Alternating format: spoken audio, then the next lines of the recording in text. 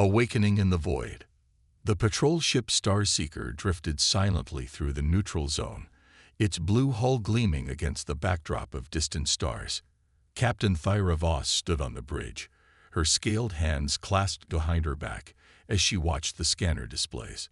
The Zephyrian Empire had maintained these patrols for 50 years, ever since the humans had been driven from the galaxy after their failed rebellion. "Captain," called Lieutenant Zek from his station, "I'm detecting unusual energy signatures bearing 27 Mark IV. The readings are unlike anything in our databases." Thyra's amber eyes narrowed as she approached the tactical display. The energy patterns were indeed strange, pulsing with a rhythm that seemed almost organic. "Distance: approximately 3 light hours, Captain. The signatures appear to be moving toward the inner systems." A chill ran down Thyra's spine. Nothing should be in that sector. The Great Exile had cleared all human colonies from the region decades ago. Set course to investigate. Maximum stealth protocols. As the Starseeker approached the source of the signals, the crew fell silent. Through the viewports, they could see nothing but empty space and the faint glow of a distant nebula. Yet their instruments insisted something massive was there. "Captain," whispered the sensor operator, "I'm reading a structure ahead. It's enormous, but somehow our visual scanners can't lock onto it." Before Thyra could respond, space itself seemed to shimmer and bend. Like a curtain being pulled aside, a massive warship materialized before them. The vessel was unlike anything in the Zephyrian databases, sleek and angular with a dark hull that seemed to absorb light rather than reflect it. Strange blue conduits ran along its surface, pulsing with energy. "By the ancient stars," breathed Lieutenant Zek, "that's a human ship, but how is that possible?" The communications array crackled to life, and a calm human voice filled the bridge. "Zephyrian vessel Starseeker, this is Admiral Marcus Kane of the Terran dreadnought Terra's Fury. We need to talk." Thyra's hands trembled slightly as she activated the comm system. Humans were supposed to be gone, scattered to the far reaches of space or destroyed entirely. "This is Captain Thyra Voss. Admiral Kane, your people were exiled from this galaxy 50 years ago. How are you here?" A holographic projection materialized in the center of the bridge. Admiral Kane appeared to be in his 60s, with graying hair and weathered features that spoke of long years in deep space. His uniform was simple but well-maintained, and his eyes held a mixture of weariness and determination. "Captain Voss, we never left. We've been waiting, watching, and preparing. Your empire believed they had won, but they only drove us into the shadows. We've spent 5 decades rebuilding our strength and advancing our technology far beyond what it was during the war." Thyra struggled to maintain her composure. "If you're here for revenge, Admiral, I should warn you that the Empire's fleet is more powerful than ever." Kane's expression softened slightly. "Revenge, Captain, we're not here to continue an old war. We're here to prevent a new one that will destroy everything in this galaxy, including your precious empire."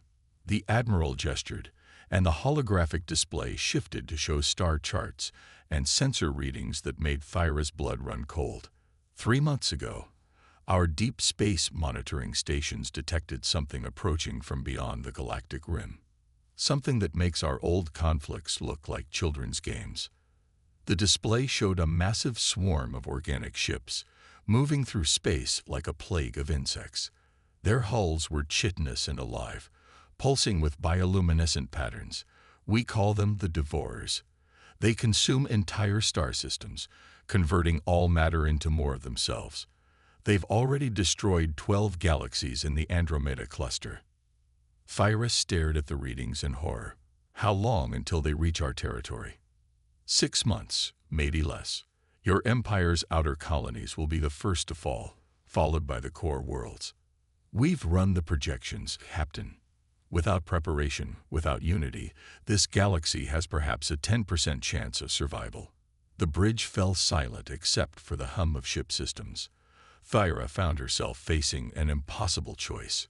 Trust the humans who had once been enemies, or dismiss their warnings and hope they were wrong. Why should we believe you? She asked finally. Why should the Empire trust anything humans say after the rebellion? Kane's expression grew sad. Because we've learned something in our exile, Captain. We've learned that survival sometimes requires forgiveness, and that old enemies must become new allies when faced with extinction. Before Thyra could respond, her communications officer interrupted. Captain, we're receiving an emergency transmission from Imperial Command. They're ordering all patrol ships to return to base immediately. They've detected our position and are demanding to know why we're communicating with hostile forces. Kane nodded grimly. Your Emperor Valdris won't listen to warnings from humans. We expected this. Tell me, Captain, do you value the truth over blind loyalty? Thyra looked around her bridge at her crew. They were good soldiers, loyal to the Empire, but she could see doubt in their eyes. The sensor readings were undeniable, and the human admiral's words carried the weight of someone who had seen too much. Admiral Kane, even if I believe you, what can be done? The Empire has stood for 1,000 years. Emperor Valdris will never accept human aid. Kane's expression hardened. Then perhaps it's time for a demonstration. Captain, I'm going to show you what human ingenuity and determination can accomplish when we're pushed to our limits. The Terra's Fury began to move, its engines producing a low harmonic sound that seemed to resonate through space itself. From the ship's hull, dozens of smaller vessels emerged, each one different in design, but clearly advanced beyond anything the Zephyrians possessed. Your patrol ships are approaching, Kane observed as new contacts appeared on the display. 3 heavy cruisers and a battleship. Impressive force, but not nearly enough. Thyra watched in amazement as the human ships moved into formation. They didn't flee or prepare for battle. Instead, they simply waited, their hulls beginning to glow with the same blue energy that ran through their conduits. The Zephyrian battle group dropped out of hyperspace with weapons charged and shields raised. Admiral Korith's voice boomed across all frequencies. Human vessels, you are trespassing in Imperial space. Surrender immediately or be destroyed. Kane's response was calm and measured. Admiral Korith, we're not here to fight. We're here to warn you of a threat that will consume your empire unless we work together. The only threat here is you, human. All ships, open fire. The Imperial vessels unleashed their full weapons array, enough firepower to vaporize a small moon. But as the energy beams struck the human ships, something extraordinary happened. The attacks were absorbed, channeled through the blue conduits, and converted into pure energy that strengthened the human vessel's systems. Impossible, whispered Thyra. How are they doing that? Kane smiled grimly. 50 years of exile teaches you many things, Captain. We learn to turn our enemy's strength against them. We learn to adapt, to survive, to become something more than what we were. The human fleet suddenly dispersed, moving with impossible speed and precision. They didn't return fire, but instead began demonstrating their capabilities. One ship phased through solid matter, passing directly through an Imperial cruiser without causing damage. Another seemed to fold space around itself, appearing instantly at different locations. A third generated a field that caused the Imperial weapons to malfunction harmlessly. Admiral Korith's voice became increasingly desperate. What sorcery is this? How are you doing this? Kane's reply was broadcast to all ships. This isn't sorcery, Admiral. This is what happens when humanity faces extinction and refuses to accept defeat. We've had 50 years to think, to innovate, to become something your empire never imagined possible. The demonstration continued for several minutes before the human ships returned to formation around the Terra's Fury. Not a single shot had been fired in anger, yet the Imperial task force hung in space, their weapons useless, and their pride shattered. Captain Voss, Kane addressed Thyra directly. Return to your empire. Tell them what you've seen here. Tell them that the humans have returned not as conquerors, but as guardians. Tell them that in 6 months, when the Devourers arrive, we'll be here to help whether they want us to or not. As the human ships began to fade from view, their cloaking technology rendering them invisible once more. Kane's final words echoed across the comm channels. The galaxy is about to face its darkest hour. When that time comes, remember that humanity never forgets its friends and never abandons its home. The storm unleashed. 3 months had passed since Captain Thyra's encounter with the human fleet, and the Zephyrian Empire remained divided. Emperor Valdris had dismissed the human warnings as elaborate deception, despite mounting evidence of approaching danger. Deep space monitoring stations had gone silent one by one, their final transmission showing impossible organic shapes blotting out the stars. Dr. Elena Reeves stood in the command center of the Terra's Fury, surrounded by holographic displays showing the galaxy's outer rim. Her auburn hair was pulled back in a practical ponytail, and her green eyes reflected the blue glow of the tactical screens. As the humans' chief scientist and strategist, she had spent months analyzing the Devourer threat and developing countermeasures. "Admiral Kane," she called out, her voice tight with concern, "we're receiving the final transmission from Outpost Zeta 7. The Devourers have reached the outer colonies." Kane approached the display, his face grim as he watched the feed. The Zephyrian colony world of Kepler Prime was under attack, its cities burning as massive organic ships descended from orbit like falling meteors. The creatures were even more horrifying than their projections had suggested. They moved like a swarm of cosmic locusts, consuming everything in their path and converting it into more of themselves. "How long until they reach the core systems?" Kane asked. "At their current rate of expansion, perhaps 3 weeks. The Empire's outer defenses are crumbling faster than anyone anticipated." Kane nodded grimly. "And Emperor Valdris?" Commander Zara Chen, a sharp-featured woman in her 30s, stepped forward. "Still refusing our aid, sir. His latest transmission called us opportunistic scavengers seeking to exploit Imperial weakness." Kane was quiet for a moment, watching as another colony world fell to the Devourer swarm. Despite everything the Empire had done to humanity, despite the exile and persecution, he couldn't stand by and watch billions of innocent lives consumed by these monsters. "Zara, signal the fleet. We're moving to intercept the Devourers at the Meridian system. If the Empire won't accept our help, we'll have to save them anyway." The human fleet emerged from the void like ghosts, becoming solid. 200 ships of various designs, each one representing decades of innovation and adaptation. They had learned to build vessels that could phase through matter, manipulate gravity, and convert enemy attacks into usable energy. Their technology was organic in nature, grown rather than constructed, creating ships that could heal themselves and adapt to new threats. As they approached the Meridian system, they found the Zephyrian Third Fleet already engaged with the Devourer vanguard. The Imperial ships fought bravely, their weapons blazing against the organic monstrosities, but their conventional technology was proving ineffective. The Devourers absorbed energy attacks and regenerated from physical damage almost instantly. Admiral Korith's voice came across the emergency channels, his earlier arrogance replaced by desperation. "This is Admiral Korith to any ships in range. We need immediate assistance. The enemy is unlike anything we've faced. Our weapons are ineffective, and we're losing ships rapidly." Kane activated the comm system. "Admiral Korith, this is Admiral Kane of the Terran Fleet. We're moving to assist." There was a long pause before Korith responded.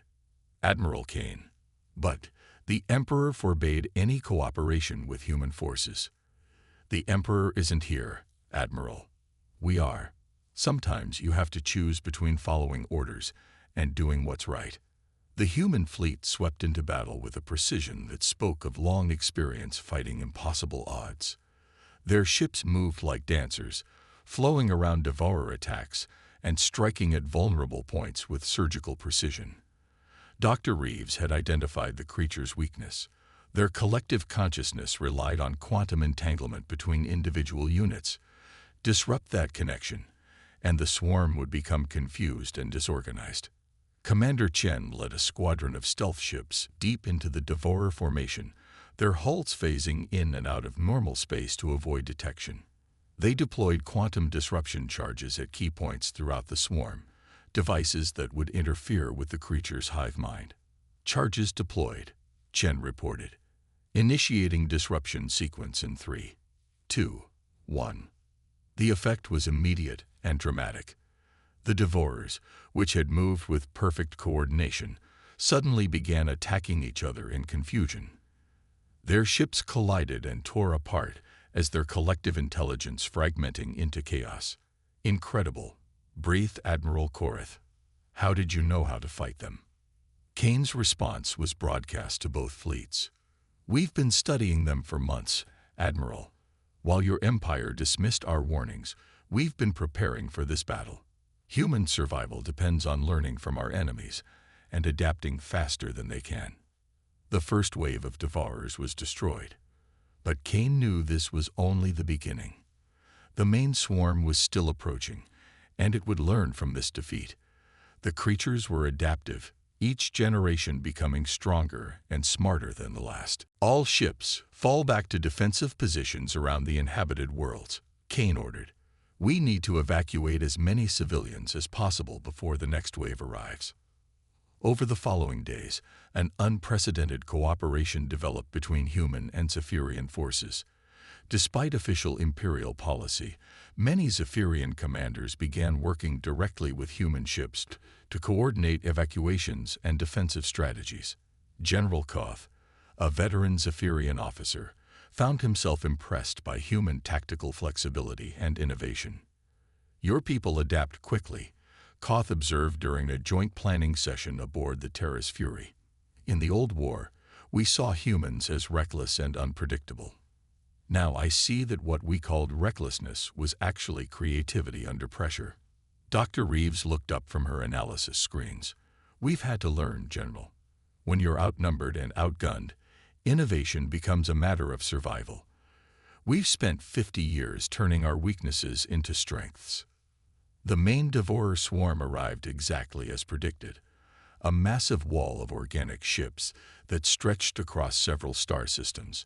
They had learned from the first encounter, adapting their consciousness network to resist quantum disruption. Kane realized that conventional tactics would not be enough this time. Elena, do we have any options left? He asked quietly.